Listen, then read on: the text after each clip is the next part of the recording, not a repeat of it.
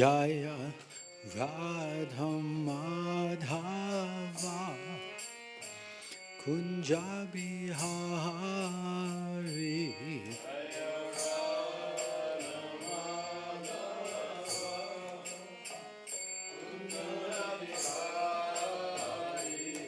Jaya Radha Madhava Kunja Bihari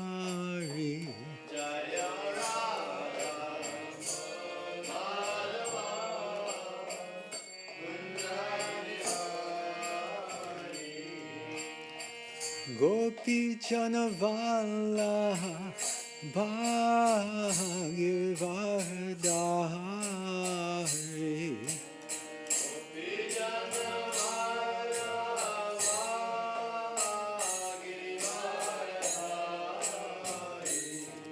Gopi Janavala Bhagavardhari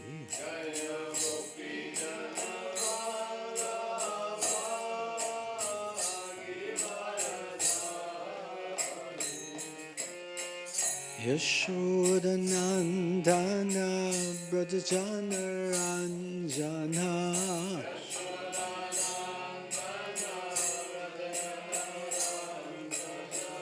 Yashodanandana Brajajana Ranjana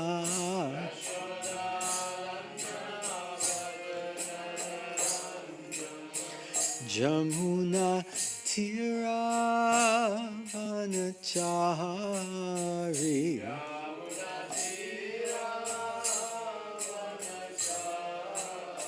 Jamuna Tiravanachari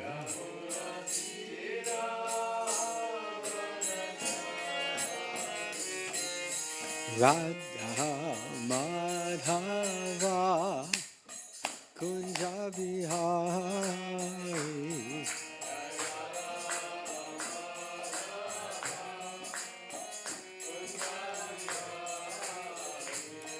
Jaya Radha Madhava Kunja Bihari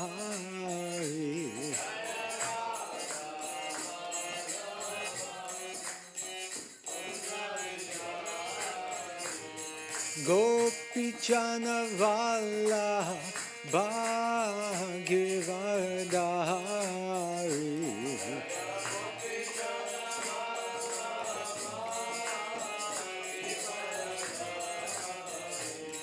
Gopi Janavala Bhagavardhari Gopi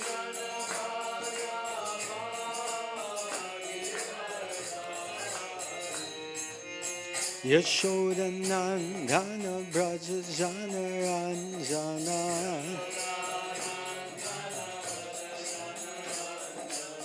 Yashodanandana Brajajana Ranjana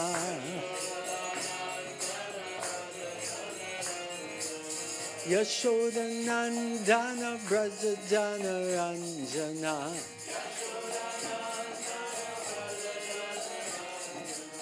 Yashodanandana Brajajana Ranjana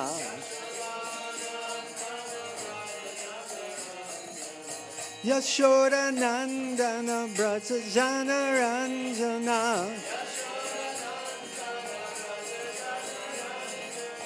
Yashodanandana Brajajana Ranjana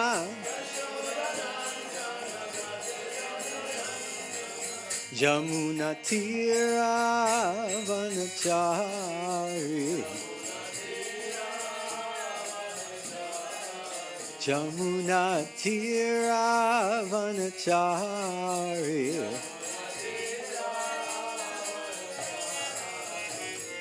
Radha Madhava Kunja Bihari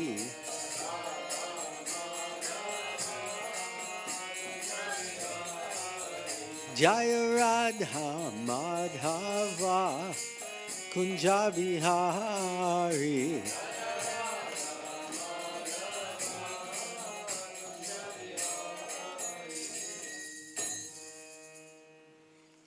Jai Om Vishnupad Paramahamsa Parirajikacharya Astatarshata Sri Shrimad His Divine Grace Srila Abhay Charnarvinda Bhaktivedanta Swami Srila Prabhupada Ki Jai Jai Om Vishnupad Paramahamsa Parirajikacharya Astatarshata Sri Shrimad His Divine Grace Srila Bhakti Siddhanta Saraswati Goswami Maharaj Thakur Srila Prabhupada Ki Jai Srila Namacharya Haridas Thakur Ki Jai Ananta Koti Vaishnavrinda Ki Jai Grantaraj Srimad Bhagavatam Ki Jai Shri Shri Gaurnitai Ki Jai Shri Shri Jagannath Baladev Subhadra Ki Jai Nitai Gaur Premanande Hari Hari Bol. All glories to the assembled devotees, Hare Krishna. All glories to the assembled devotees, Hare Krishna. All glories to the assembled devotees, Hare Krishna. All glories to Shri Shri Guru, Shri Shri Gauranga. All glories to Srila Prabhupada. Namo Om Vishnupadaya Krishna Prastaya Bhutale Shrimate Bhaktivedanta Swami Namane. Namaste Saraswate Deve Gauravani Pracharne Nirvishesha Shunyavari Paschatya Deshatarne. Om Namo Bhagavate Vasudevaya. Om Namo Bhagavate Vasudevaya. Om Namo Bhagavate Vasudevaya. Om Namo Bhagavate Vasudevaya. Om Namo Bhagavate Vasudevaya. Om Namo Bhagavate Vasudevaya.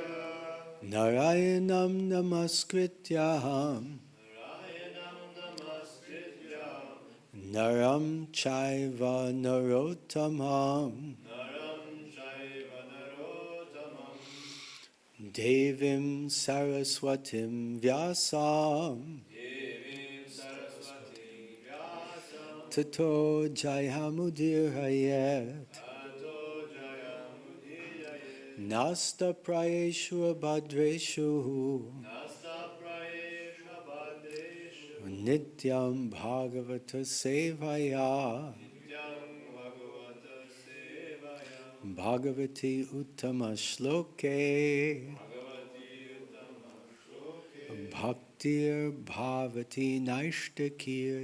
Bhakti Bhavati Naishiki. Reading from the Srimad Bhagavatam, Canto 5, Chapter 17, chapters entitled The Descent of the River Ganges. Today we are reading text number 10 and text number 11. Let's start with text number 10. Anye cha nada nadyash cha varshe varshe santi bahusho mevadi giri duhitaraha santashaha. So this is a prose verse. We can try chanting something together. Anye chanada nadyascha varshe varshe shanti. Actually, it's not shanti, it's santi. Shanti means peace. Om Shanti, Shanti, Shanti. Shanti means peace, but Santi means R. So it's a different word. Santi, Bahusho Merav, Adi, Giri, Duhitaraha Shantashaha. Let's do the word for word. Anye, many others. Cha, also. Nadaha, rivers. Nadyaha, small rivers. Cha, and. Varshe, varshe, in each tract of land. Santi, are. Bahushaha, of many varieties. Meru Adi Giri, Duhitaraha, daughters of the mountains, beginning with Meru. Shantashaha, in the hundreds.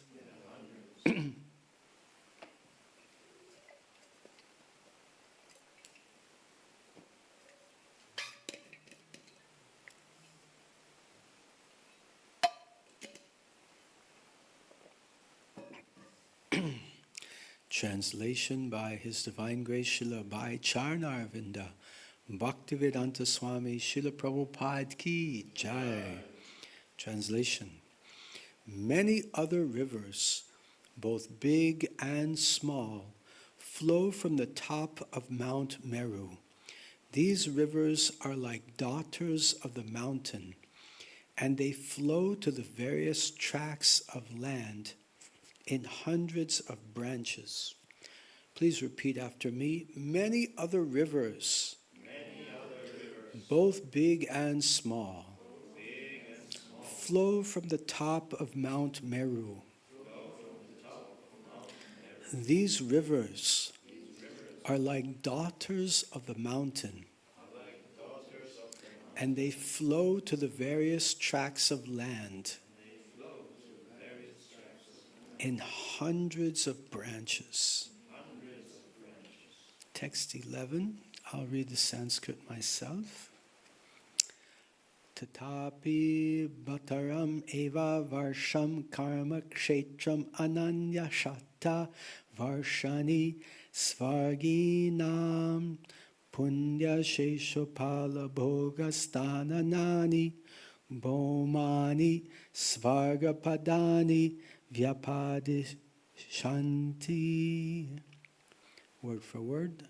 Tatra api, out of all of them, Bharatam, known as Bharatavarsha, Eva, certainly, Varsham, the tract of land, Karma Kshetram, the field of activities, Anyani, the others, Ashtavarshani, 8 tracts of land, Svarginam, of the living entities, elevated to the heavenly planets by extraordinary pious activities.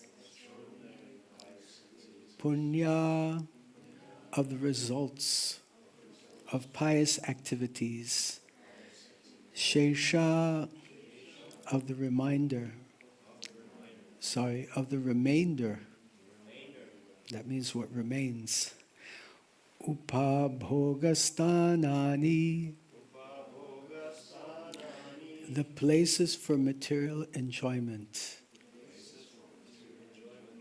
Bhomani, Svarga, Padani, as the heavenly places on earth. Vyapadishanti, they designate. Translation and purport by His Divine Grace Srila Abhay Charnarvinda Bhaktivedanta Swami Srila Prabhupada Ki Jai. Translation. Among the 9 Varshas, the tract of land known as Bharatavarsha is understood to be the field of fruitive activities. Learned scholars and saintly persons declare the other 8 Varshas to be meant for very highly elevated pious persons. After returning from the heavenly planets, they enjoy the remaining results of their pious activities in these 8 earthly Varshas. Purport. The heavenly places of enjoyment are divided into 3 groups: the celestial heavenly planets, the heavenly places on earth, and the Bila heavenly planets, which are found in the lower regions. Among these 3 classes of heavenly places, Boma, Svarga, Padani, the heavenly places on earth are the 8 Varshas other than Bharatavarsha. In Bhagavad Gita 9.21, Krishna says, Kshine punye martyalokam vishanti. When the living persons living in the heavenly planets exhaust the results of their pious activities, they return to this earth. In this way, they are elevated to the heavenly planets, and then they again fall to the earthly planets. This process is known as Brahmanda Brahmana, wandering up and down throughout the universes. Those who are intelligent, in other words, those who have not lost their intelligence, do not involve themselves in this process of wandering up and down. They take to devotional service of the Lord so that they can ultimately penetrate the covering of this universe and enter the spiritual kingdom. Then they are situated on one of the planets known as Vaikuntha Loka, or still higher, Krishna Loka, Goloka Vrindavan. A devotee is never caught in the processes of being promoted to the heavenly planets and again coming down. Therefore, Sri Caitanya Mahaprabhu says, E Rupe, Brahmanda Brahmate Kon, Bhagavan Jeev, Guru Krishna Prasade Pai, Bhakti Lata Bij. Among all the living entities wandering throughout the universe, one who is most fortunate comes in contact with a representative of the Supreme Personality of Godhead and thus gets the opportunity to execute devotional service.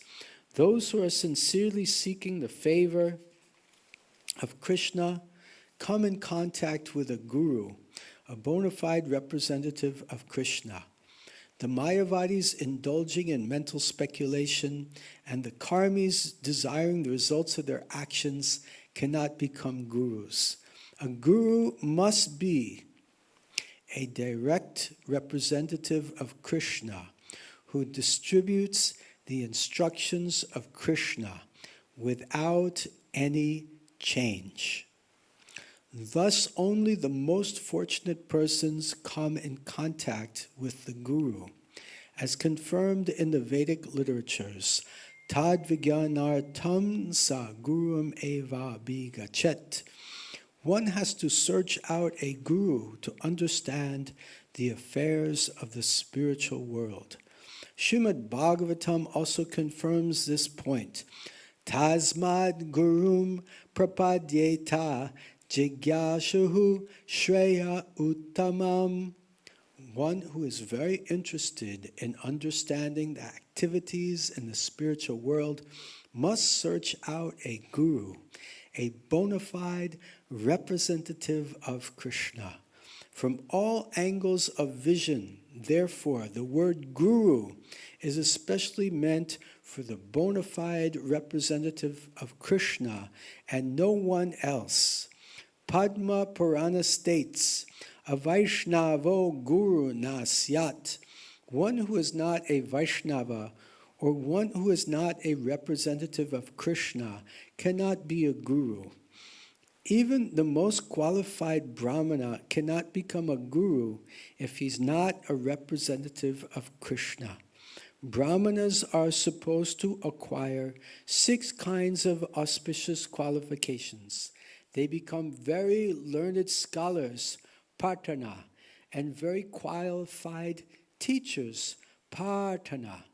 They become expert in worshiping the Lord or the demigods, yajna, and they teach others how to execute this worship, yajana.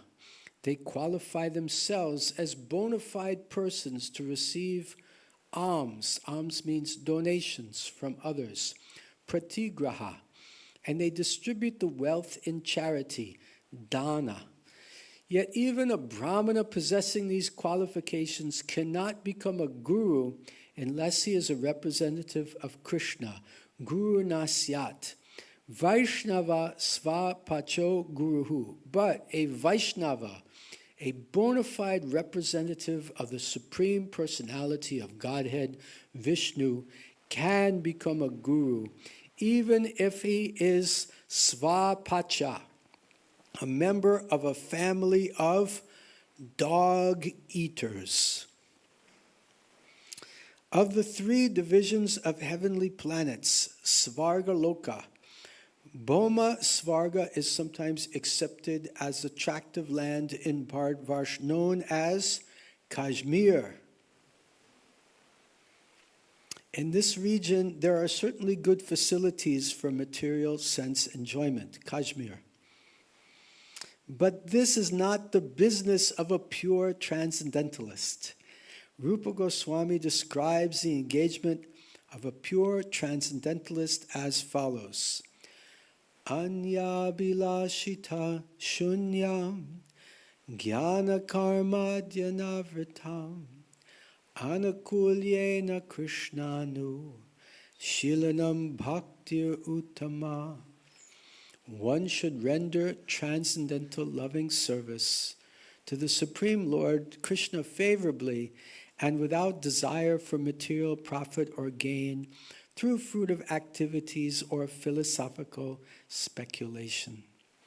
That is called pure devotional service. Those who fully engage in devotional service to Krishna just to please him are not interested in the 3 divisions of heavenly places, namely Divya Svarga, Bhoma Svarga, and Bila Svarga. Once again, the verse today. Tatrapi bharatam eva varsham karma kshetram ananyashta varshani svarginam punya shesho pabhoga sthanani bhomani svarga padani vyapadishanti. Om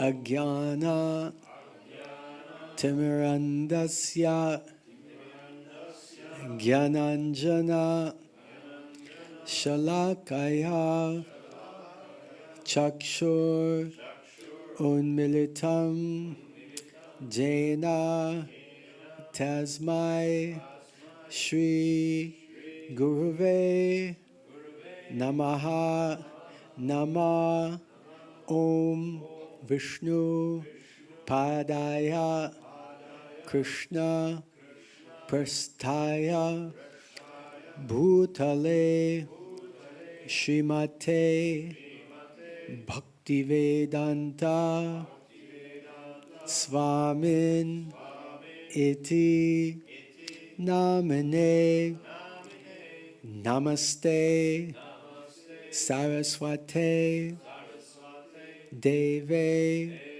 Gora Vani Pracharane Nirvishesha Shunyavadi Paschatya Desha Tarhane Vancha Kalpa Tarubhyas Cha Kripa Sindubhya Evacha Patitanam Pavanebhyo Vaishnavebhyo Namo Namaha Jaya Shri Krishna Caitanya Prabhu Nityananda Shri Advaita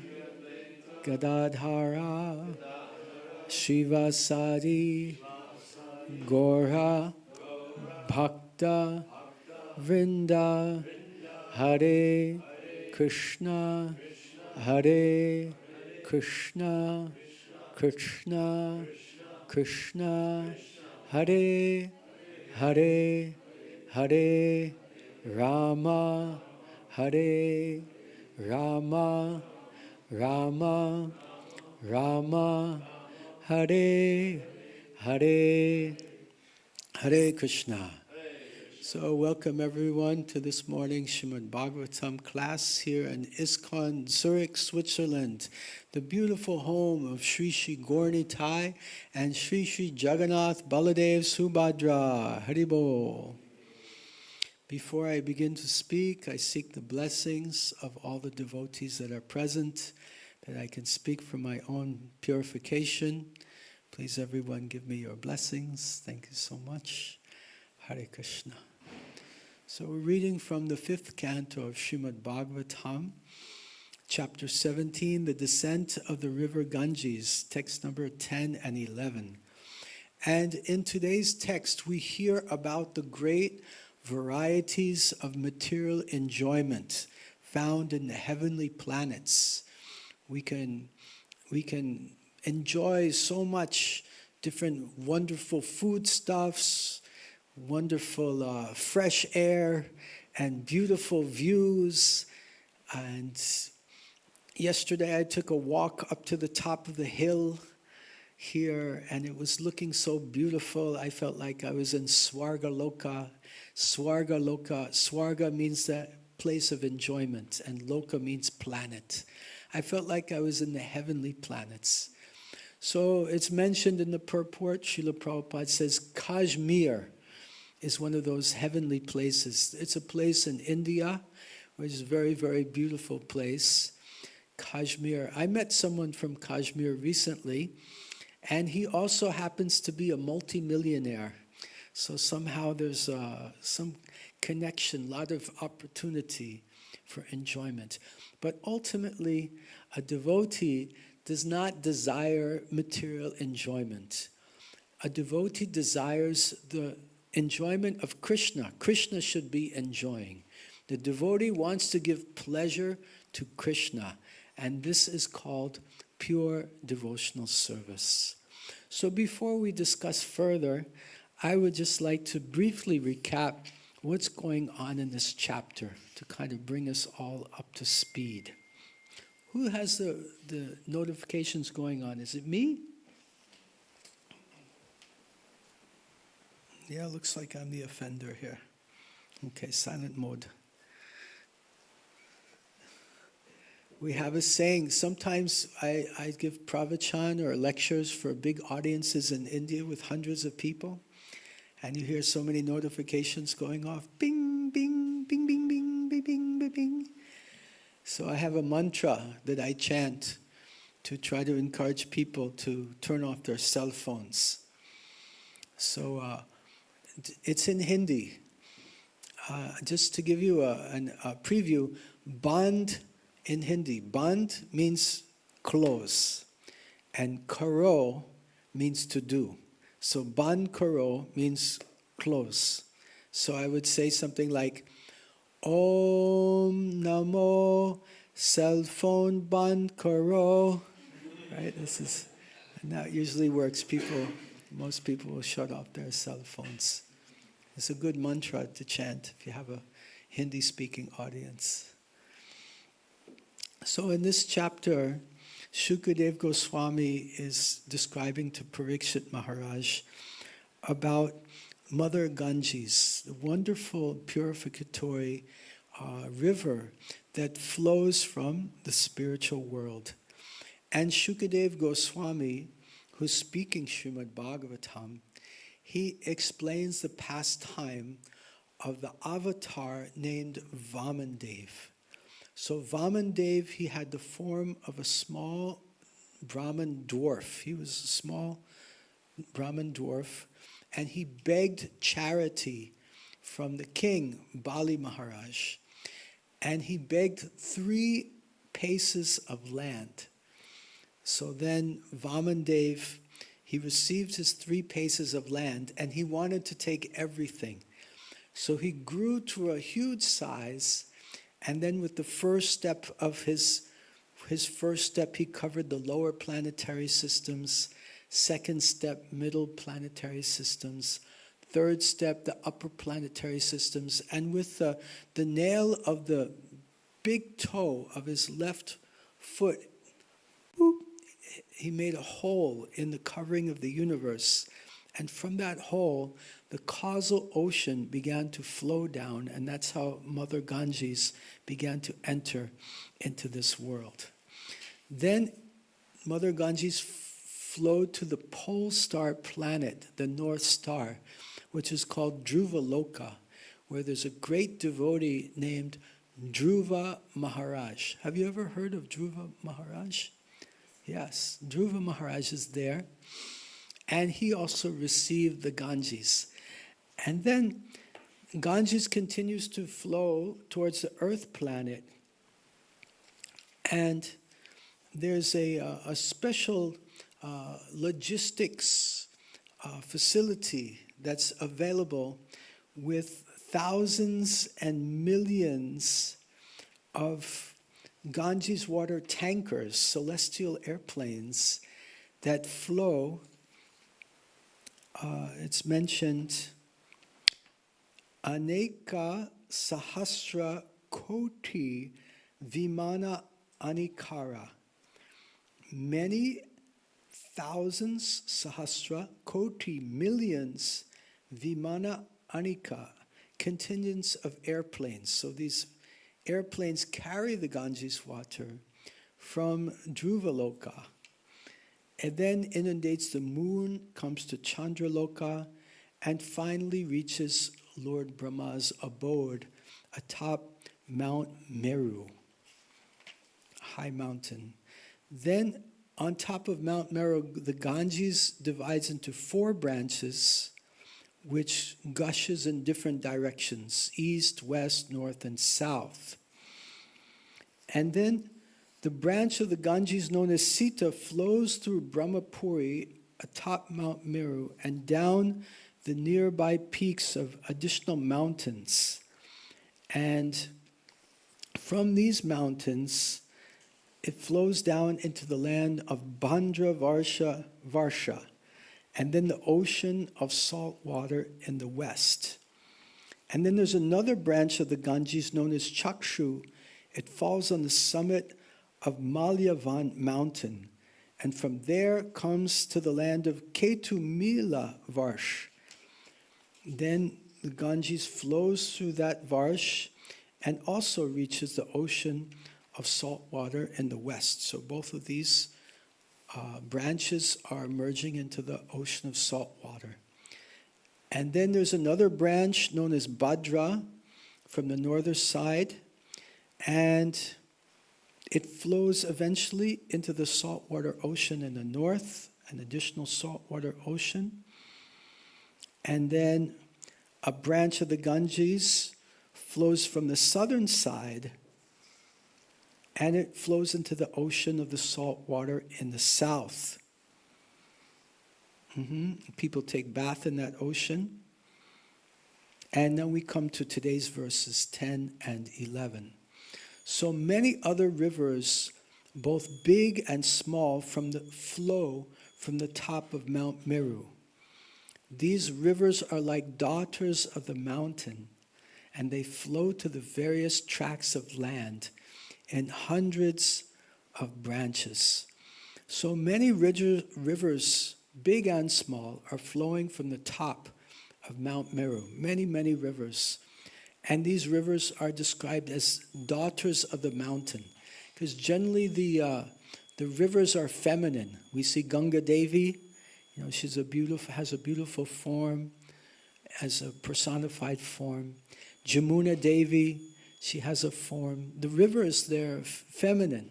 So that's why all these rivers are referred to as like daughters of the mountain. They're flowing down.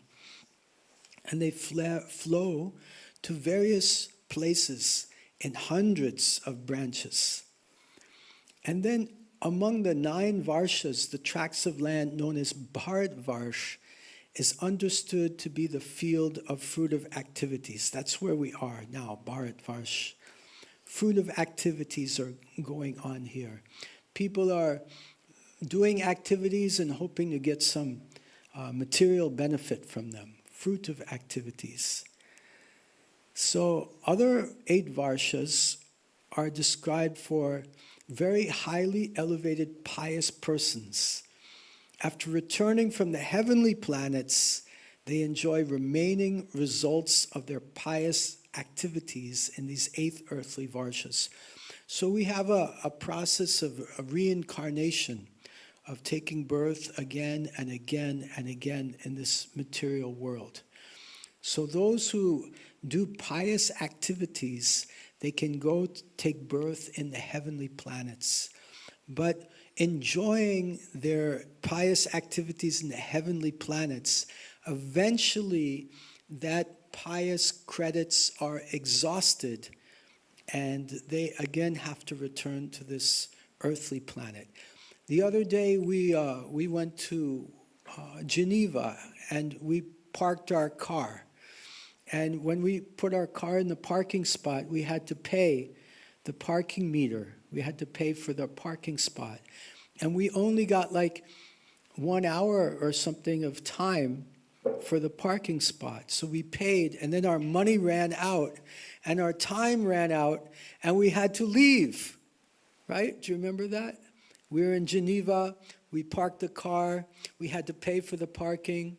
How much time did we get? For how much money? 1.5 hours for 5 francs. 1.5 hours for 5 francs. And what happened after our 5 francs and was finished? 1.5 hours were finished? We had to run. So the same way, we do our pious activities, we go up to the heavenly planets, and then after a certain period of time, we exhaust our pious credits. And then what happens? We have to run. We return again to this earth planet like that. But before we come here, it says in today's verse, after returning from the heavenly planets, they enjoy the remaining results of their pious activities in these 8 earthly varshas. So coming down, they still have a few coins worth of enjoyment, a little bit of change is there. So on the way down, they get like a little temporary parking spot. And then, just like when we came back from Geneva, we stopped in the petrol station. So on the way back from the heavenly planets, there's a little parking spot. And that's these remaining 8 varshas, where the results of their pious activities are just completely exhausted. So, in today's verse and purport, we talk about pious activities. So I'd like to discuss more about pious activities. Jai Shri Shri Gaurnitai ki Jai, Shri Shri Jagannath Baladev Subhadra ki Jai. So enjoyment in the heavenly planets is insignificant compared to enjoyment and life in the spiritual world. The heavenly planets are material, and the spiritual world is spiritual. The heavenly planets, even though such beautiful places where one lives a long, healthy life, still the heavenly planets are places of birth and death. The spiritual world is Sat, Chit, and Ananda. Sat, Chit, Ananda. Sat means eternal, Chit means filled with consciousness, and Ananda means filled with bliss.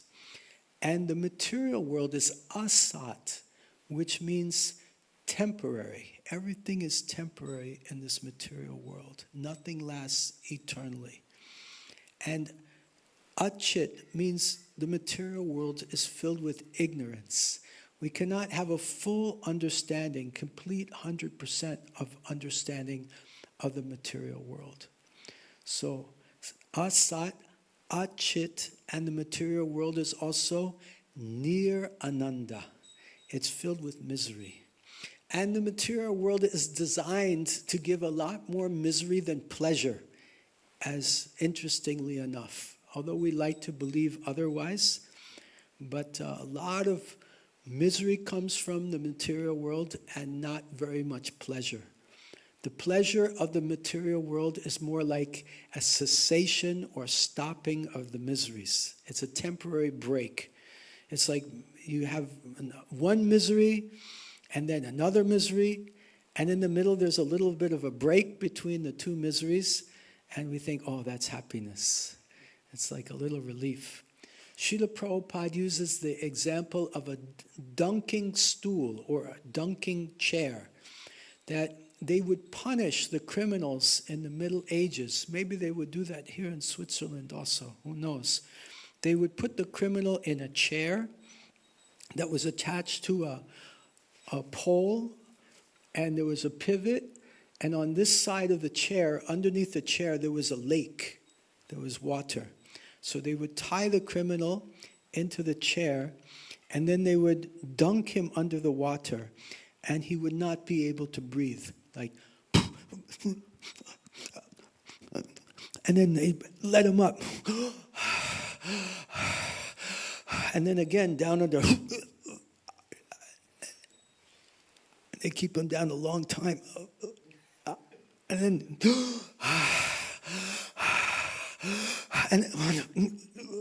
and like this again and again, they would do this. And this is how they would torture the criminals. It was very effective. So coming up for air was actually considered like happiness, but it was actually a cessation of misery. So life in the material world that we experience here now is like that. It's one miserable incident to the next. Mostly birth, death, disease, and old age. These four create tremendous misery in our lives. And also adhyatmik klesh, adhibautik klesh, and adhidaivik klesh, which means miseries from the body and the mind, miseries from other living entities, and miseries from nature. Too hot, too cold, floods, earthquakes, famines, so many difficulties, wars, so many problems in this world. So the heavenly planets are better than this planet in terms of material enjoyment, but ultimately just continuing that cycle of material birth and death. Prabhupada refers to a particular verse in the purport, chapter 8, text 16 of Bhagavad Gita. Please repeat after me. Abrahma bhuvana loka, Abrahma bhuvana loka, punarjan, is that it? Abrahma bhuvana loka, punar arvartino juna, punar arvartino juna, mamu petya tukanteya, mamu petya tukante, punar janmana vidyate. From the highest planet in the material world down to the lowest planet, all are places of repeated birth and death. But Punar, one who comes to my abode, Krishna says, Punar janma na vidyate, does not take birth again in this material world.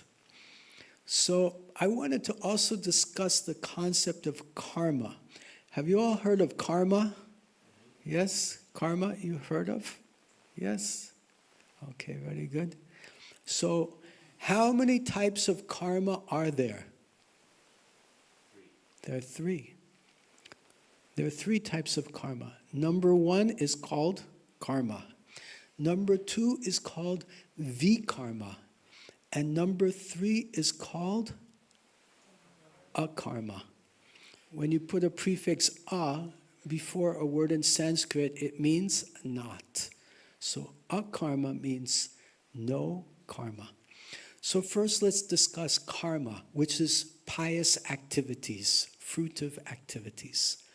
Karma means we do something quote unquote good to help someone in a material way. We help an old lady cross the street. We feed a poor person. We open a school for children to learn how to write A, B, C, D, E, F, G, like that. So these are called punya, or pious activities. This is karma. And the result of doing good karma, karma for others, is that we're creating a karma bank account. What goes around comes around. So we create this good karma, and then naturally good things will come back to us. Let's say we give a donation to a poor person. Then in our next life, that poor person may give the donation back to us. We may get it back. And sometimes, according to the laws of karma, it can be multiplied. If I give a donation here on such and such a day, then in my next birth, I may take birth as a millionaire, a crorepati. So like this, people, they want to do pious activities. It's like an investment. They want to get more back. So that's karma. That's clear? Then we have vikarma. Vikarma are bad karma, vikarma, bad activities. We kill someone, we cheat someone, we steal from someone, we make someone suffer in their lives. We do something very bad. We kill. We kill even if we kill an ant, some vikarma will come back to us. We'll get that bad karma. So what happens as a result of vikarma? Yes. We suffer. Yeah. We cause others to suffer, and what goes around comes around. It's a natural law, the law of karma. So we make others suffer, and by the laws of vikarma, we perform vikarma, and then naturally we will also suffer in return. And now that brings us to the third and last topic of karma, which is akarma. Yes, no karma. We perform an activity without getting any karmic reaction. We don't get a quote-unquote beneficial reaction. We don't get a suffering reaction. Now, why is akarma the best? Why not karma? Why not enjoyment? Because enjoyment means we have to take birth in the material world again in order to get that karma that's due back to us. Let's say we put our money in the bank. The money is gaining interest. The government will send us that interest. And according to the laws of karma, we have to be present in this material world to receive that interest, to receive that enjoyment. Now, being present in the material world means, in addition to the little bit of enjoyment, so-called enjoyment we may experience, living in the material world also means suffering. Birth, death, disease, and old age. Miseries from the body and the mind, miseries from other living entities, miseries from nature. So even if we do some punya, some pious activity, even due to this punya we enjoy in this material world, even due to this punya we go to the heavenly planets, still we have to come back here again. And what happens here in the material world? We suffer. We suffer here. So therefore, karma appears like a good idea. It's very attractive. Go to the heavenly planets. But ultimately, it leads to suffering. Same with vikarma. The only thing that is free from this karmic reaction. Yeah, if we do some vikarma, if we make someone suffer, it's again like putting money in the bank. We have to be present to get the interest, to get the reaction. We have to take birth again to receive the reaction. So the only solution, as Prabhupada just briefly mentions, he mentions in great detail, but it's a very elaborate purport. We don't have time to go fully into all the points. But he mentions the importance of the spiritual master. That the spiritual master is a personality who can help guide us how to navigate the material existence to avoid the karma, to avoid the vikarma, and to perform akarma. What is akarma? Akarma, means no. And karma means something that will give us a reaction, causing us to take birth again. So devotional service, pure devotional service, will help us avoid all of our karma and vikarma. And devotional service performed very powerfully will erase our bank account of punya and vikarma, pop and punya, as it's said in Sanskrit. Pop means sin, like pop the balloon, right? Pop and punya. Punya means that pious activity. So Krishna says in the Bhagavad Gita, very important verse, conclusion of Bhagavad Gita, chapter 18, text number 66. Sarva dharma parityajya mamekam sharanam vraja aham tvam sarva papebhyo mokshayishami masuchaha. Abandon all varieties of religion. Sarva dharman parityajya. Give up all varieties of religion. Mam ekam sharanam vraja. Come to me. Sharanam vraja. Surrender unto me. Aham tvam. I, you, sarva, all. Papebhyo. Pop. All your sinful reactions. Mokshayishami. Moksha means liberation. I will free you from all your karmic reactions, all your sinful activities. Ma suchaha. Do not fear. So this is Krishna's promise to us. Take up devotional service. He'll free us from all of our karmic reactions. Therefore, it's very important for us to take Krishna consciousness very seriously, especially the Yuga Dharma, the chanting of the holy names.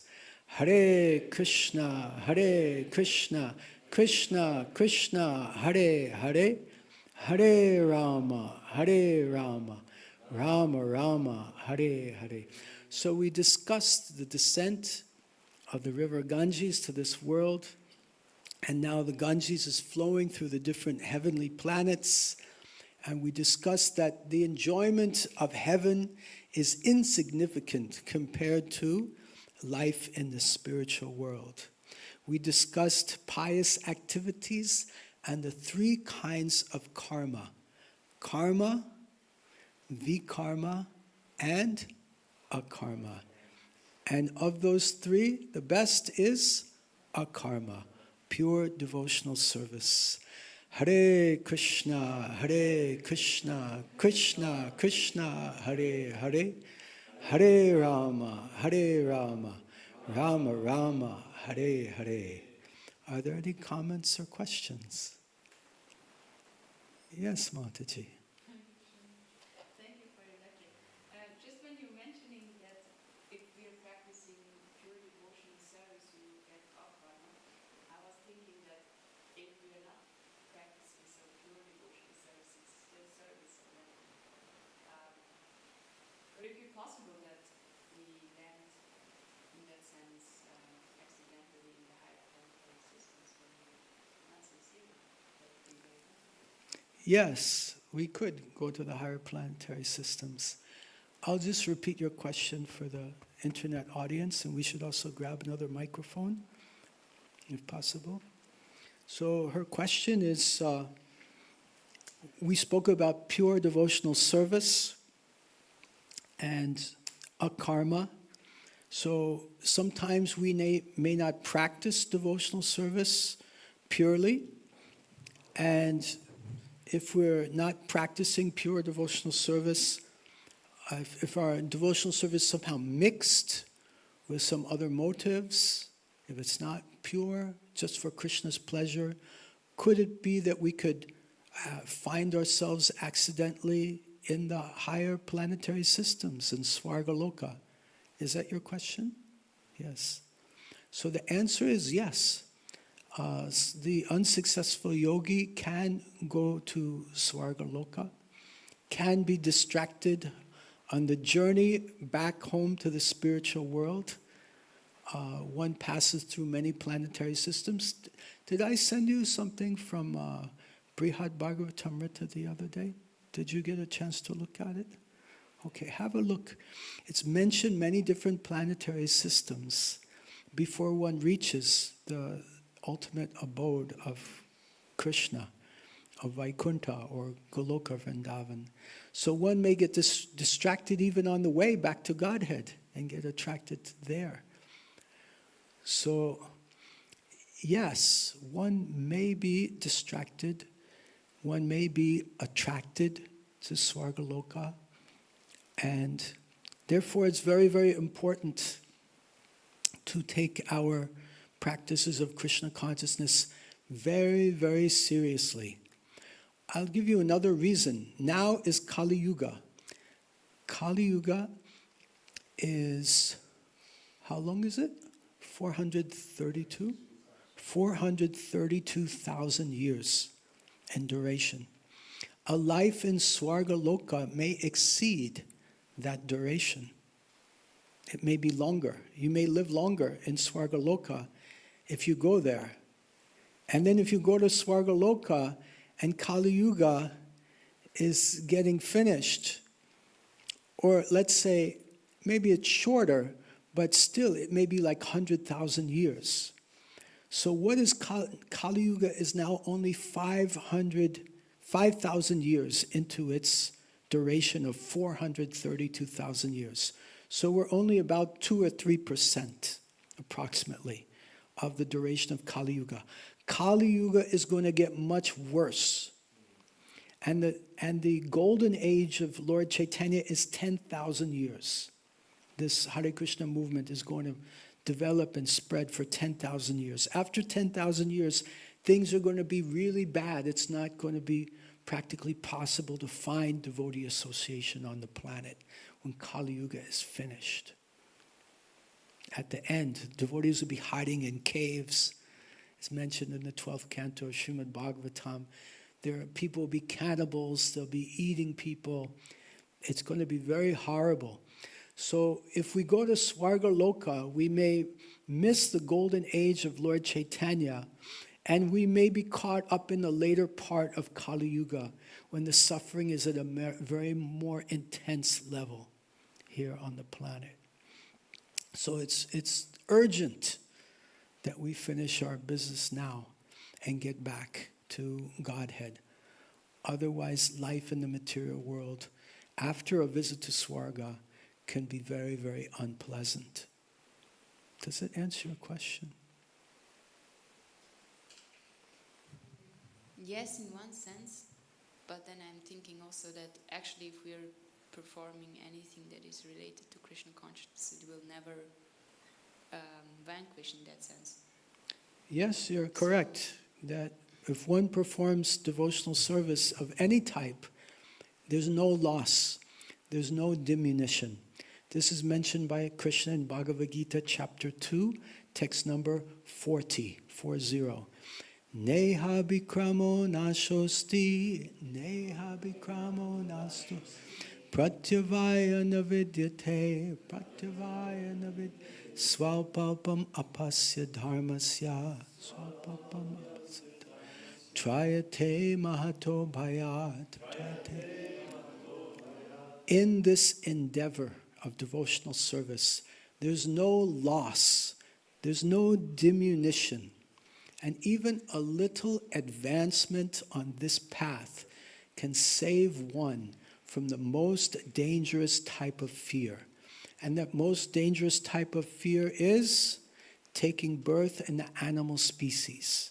Because from the animal species, it's very difficult to practice devotional service. So if we do some kind of bhakti, some kind of devotional service, but we're not fully successful in going back to Godhead, we'll very likely take birth again. We can take birth here in the earth planet. We may take birth in Suchinam Srimatam Gehe, in a family of a Brahmana, in a family of a wealthy Vaishya. Wealthy Vaishya families are good because traditionally Vaishyas, they worship the deity at home. That would give us the opportunity to continue our devotional service. Or we may take birth in Swargaloka, as we spoke earlier. So everything about bhakti that we do will stay with us forever. But there's a certain threshold that we have to meet in order to go back to Godhead. And we may not meet that in this lifetime. Does that answer your question? Thank you. Hare Krishna. Why don't we take Prabhu's question, huh? What's Prabhu's name? Hello, I'm Robert. My name's Robert. R-O-L-A-N-D. No, Robert, R-O-B-E-R-T. R-O? B-E-R-T. D-E? R-T. R-C. Robert, R-O-B-E-R-T. I can tell you after Maharaj. Robert. Yeah, Robert. R-O-B-E-R-T. Yes. Okay. Excuse me, I'm a little bit deaf from so many No, that's kirtans. fine. Thank you, Maharaj, for your lecture. It's very insightful. I have a question concerning your references to Bhumandala. And, Bhumandala, okay. Vedic cosmology. Okay. Go ahead. You mentioned Kashmir. And, Kashmir, okay. that there's a Vasa that's equivalent or that can be experienced in some proportion from Kashmir. Say again? You mentioned Kashmir before, Yeah. and that there was some kind of correlation between one of the Vasas. I don't recall which one. I'm sorry. Should I read that part of the purport Yes, again? please.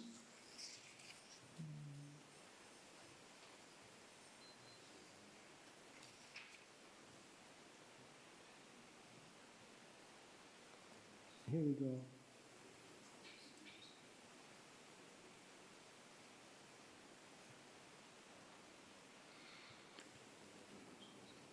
Of the three divisions of heavenly planets, Svargaloka, Bhoma Svarga, is sometimes accepted as a tract of land in Bharatvarsh known as Kashmir. Bhardvash. Mm-hmm. Thank you, Prabhu. So it's a broader question, really, around Bhumandala and maybe using Kashmir as a reference. Are we to perceive Bhumandala as, how can I put it?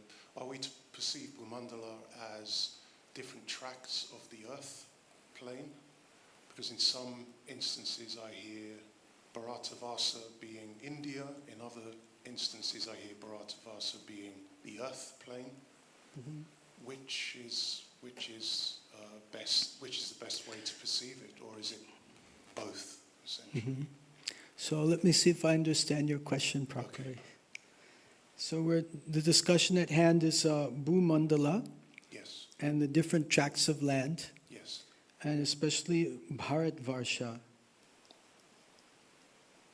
Yeah, it can be an example applied to any of the vasas.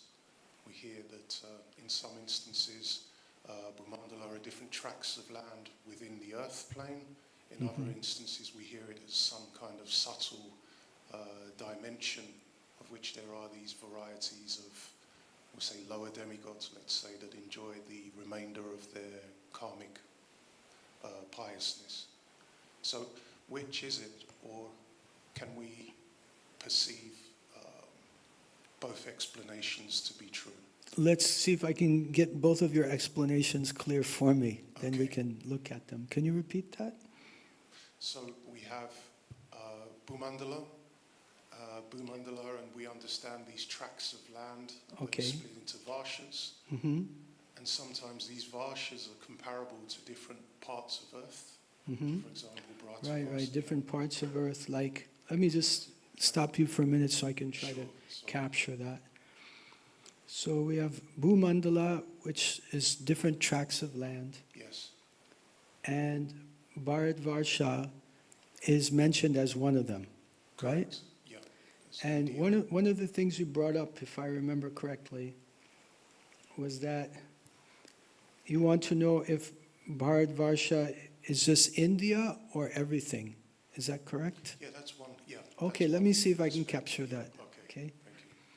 Thank you.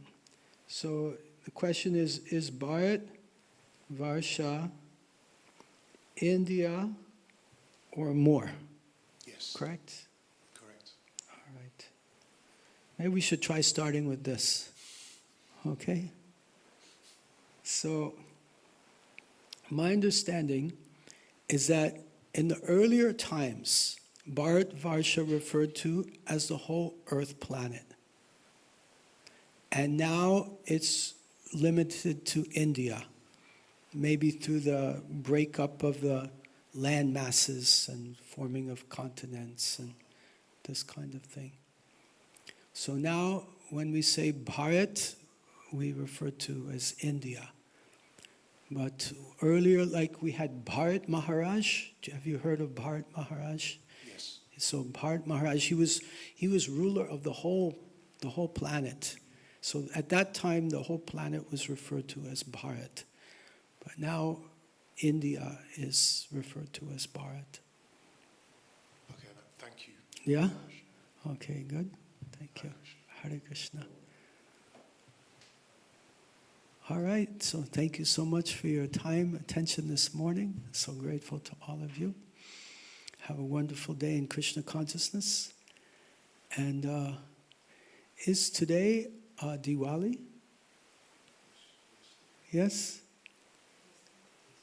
The thing is yesterday. I think maybe different places in different parts of the world, I'm getting confusion, different dates. But I heard a really beautiful letter from Srila Prabhupada. Maybe we can conclude with this.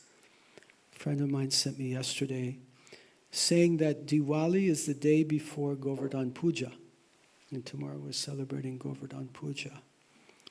So I'll read you this letter from Srila Prabhupada, if I can.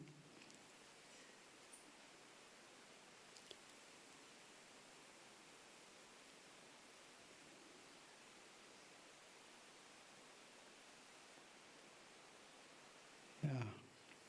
So this is a letter, 10th of October, 1968. Letter from Srila Prabhupada to Hamsaduta Das, written from Seattle, Washington, USA. Diwali ceremony can be observed in the temple by illuminating hundreds of candles in different parts of the temple and offering a special prasad to the deity.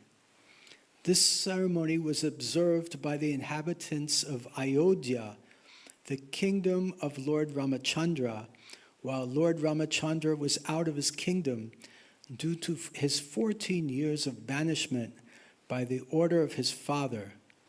His younger stepbrother Bharat took charge of the kingdom and the day on which Lord Ramachandra took back the charge again from his brother and seated on the throne, this is observed as Diwali. Okay, so this is the day Lord Ram returns to Ayodhya after 14 years of banishment. And Lord Ram is arriving by air, by a vimana, by an airship, and the residents of Ayodhya are lighting so many lamps and deeps welcoming Ram back to Ayodhya. This is observed as Diwali and Deepavali. Deepavali means the same thing. Deep means candles, and Bali means numerous. When numerous candles are lighted, it is called Deepavali. In India, this Deepavali function is celebrated in a special auspicious occasion. This Deepavali function can be observed on 21st October. Today is 21st October, right? And prasad can be distributed on 22nd October during daytime, which is known as Govardhan Puja and Anukut ceremony. In India, in all Vaishnav temples, the ceremony is observed and hundreds of people are given prasadam according to the capacity of the temple. So I understand that last year the Deepavali ceremony was held in the temple and there was a collection of $130. So you can do the needful. Hope you are all well. Your ever well-wisher, A.C. Bhaktivedanta Swami. Srila Prabhupada ki jai. Thank you very much. Hare Krishna. Grantaraj Srimad Bhagavatam ki jai.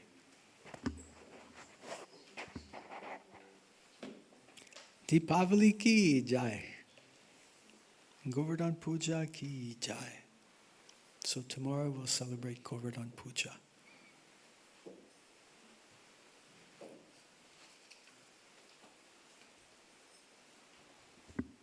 And I have Nisinga oil for devotees who would like some. Yeah? Come for Nisinga oil. Here. Did you get a sticker? I have stickers also, yeah? Anyone didn't get? Hare Krishna. Hare Krishna. Hare Krishna. Hare Krishna. Did you get a sticker? Yeah.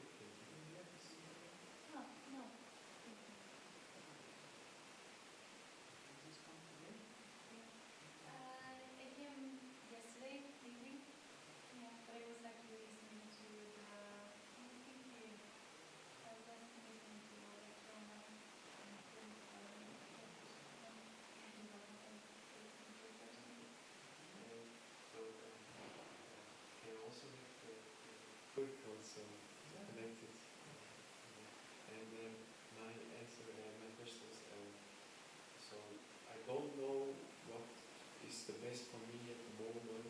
So I'm here now, and I also go from work. So I worked long time in my life, so 10 years ago. I only work, and I know Krishna long, but not study very much. And now I want to study, but I also feel I'm not the best in study. So I'm like a long dancer, and like knowing the heart, like I like chanting also very much.